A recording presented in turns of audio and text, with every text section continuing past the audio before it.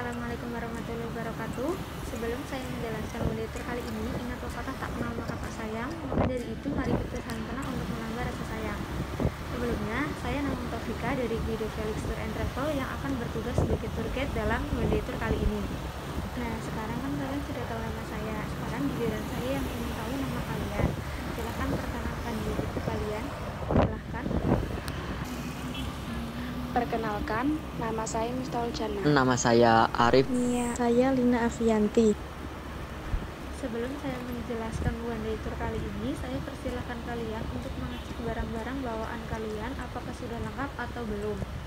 Silahkan dicek masing-masing untuk memastikan bahwa barang bawaan kalian itu tidak tertinggal.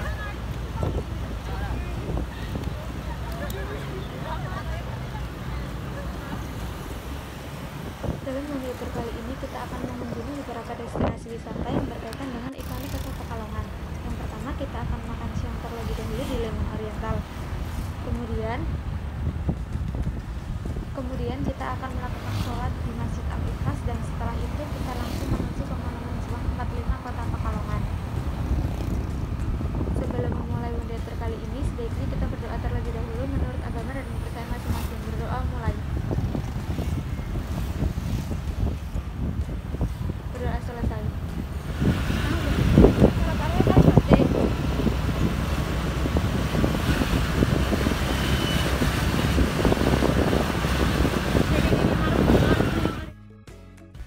Lemon Oriental atau Osron atau Banyulondo yaitu minuman legendaris khas Pekalongan yang sudah ada sejak masa kolonial.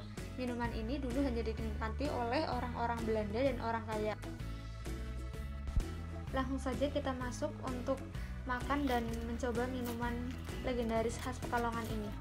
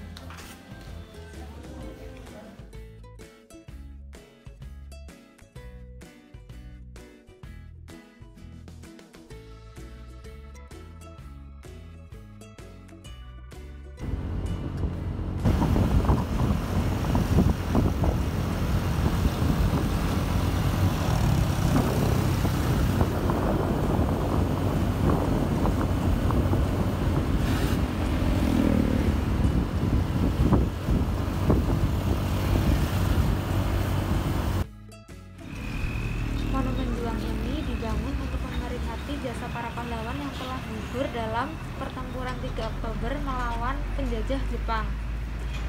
Untuk lebih jelasnya, kita langsung menuju ke monumennya saja di sana, dan kita dapat melihat patung pahlawan di sana.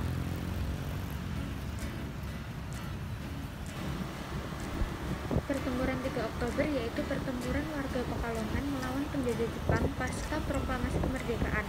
Setelah bangsa Indonesia memproklamasikan kemerdekaannya pada 17 Agustus, kemudian pada tanggal 22 Agustus, PPKI melakukan sidang dan memutuskan untuk membentuk Komite Nasional KNIP di Jakarta.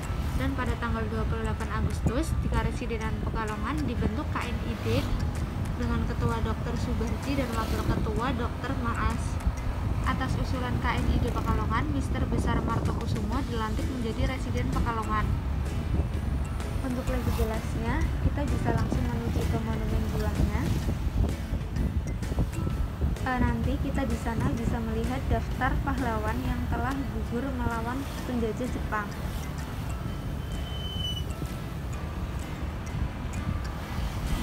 Nah, bisa dilihat ini adalah daftar pahlawan yang telah gugur dalam pertempuran 3 Oktober. Berikut adalah nama-nama pahlawannya.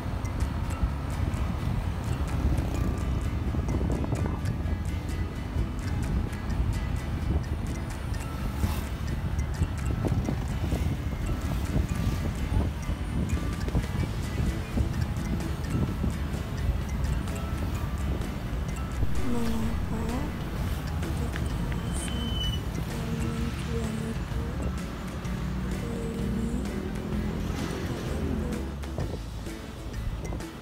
Tiga bambu itu memiliki makna sebagai tanggal 3, di mana tanggal tersebut terjadinya pertempuran.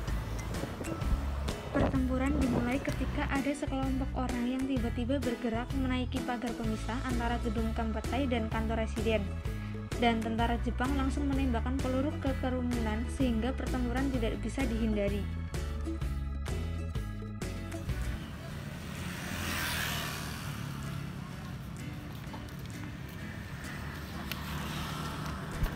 Alun-alun kota ini menjadi salah satu daya tarik wisata di kota Pekalongan karena letaknya yang strategis dan juga pemandangan yang indah, dengan Gapura di sebelah timur dan jalanan Pekalongan mengandung keindahan alun-alun kota.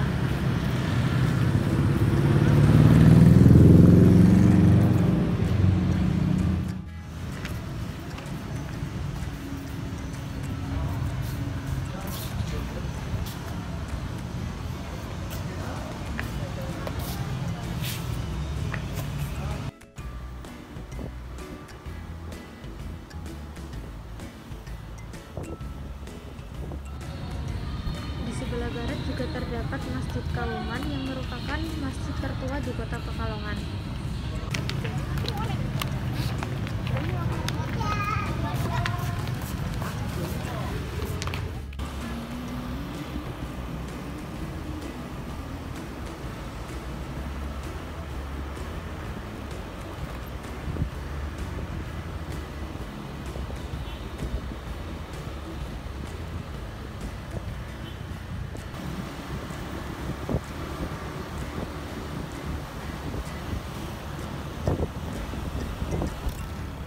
Taman Jatayu ini identik dengan landmark batiknya dan terletak di tengah-tengah kawasan budaya Jatayu.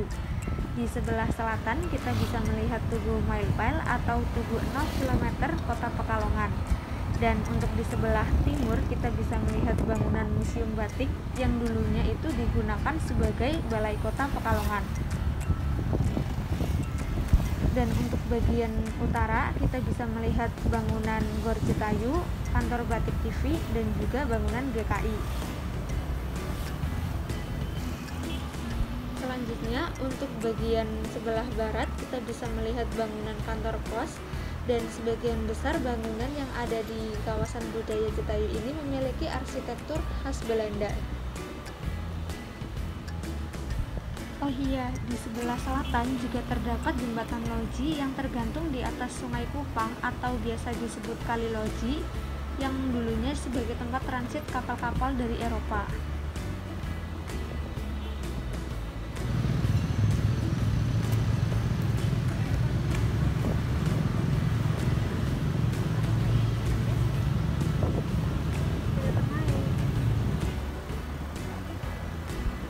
Sebelum tur ini selesai, saya ingin mengucapkan mohon maaf yang sebesar-besarnya atas kesalahan saya, baik yang sengaja maupun tidak disengaja.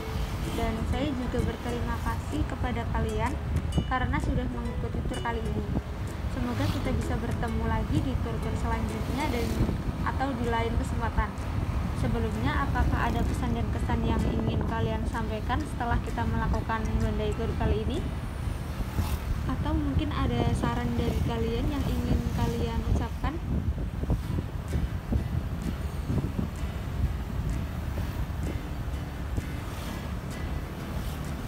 Untuk mengakhiri tur kali ini dan kalian melanjutkan perjalanan, sebaiknya kita berdoa menurut agama dan kepercayaan masing-masing.